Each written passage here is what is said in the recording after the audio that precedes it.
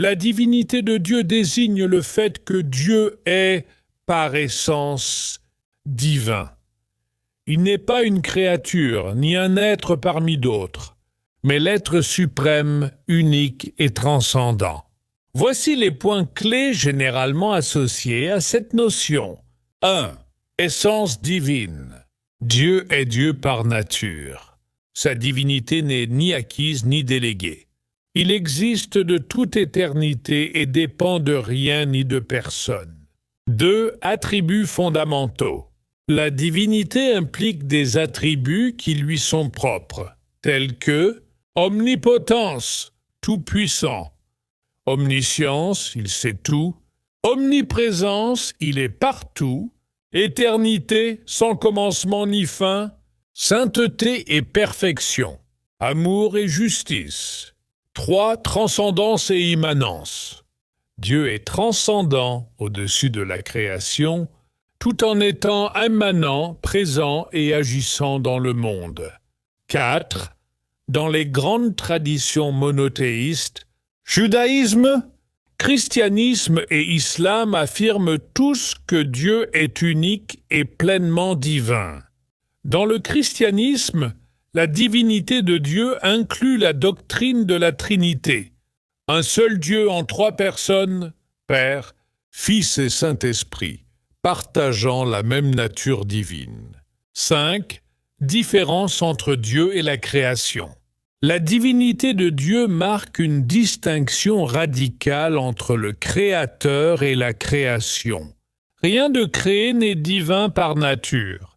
Avant de commencer partager à tes amis, voici un essai clair et structuré sur le thème de l'essence divine.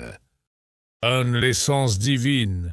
L'essence divine désigne ce qui constitue la nature profonde et immuable de Dieu. Dans les traditions religieuses et philosophiques, elle est souvent décrite comme parfaite, éternelle et infinie, dépassant toute compréhension humaine. Parler de l'essence divine revient donc à réfléchir aux limites de la raison face à l'absolu.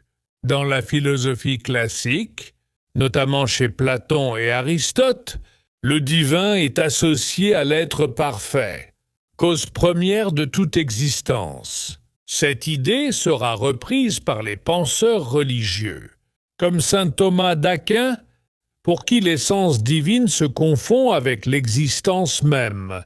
Dieu est l'être par excellence. Ainsi, contrairement à l'homme, dont l'essence est distincte de l'existence, Dieu existe par nécessité. Cependant, l'essence divine pose un paradoxe. Si Dieu est infini et transcendant, peut-il réellement être défini par des concepts humains ?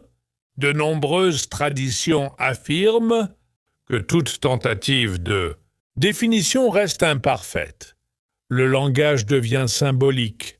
On parle de bonté, de justice ou d'amour divin, non pour enfermer Dieu dans des mots, mais pour s'en approcher.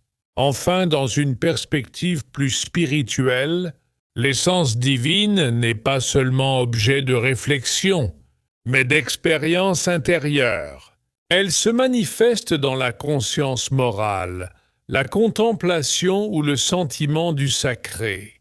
Ainsi, l'essence divine demeure à la fois une réalité métaphysique et une quête personnelle, invitant l'homme à dépasser le visible pour chercher un sens plus profond à l'existence.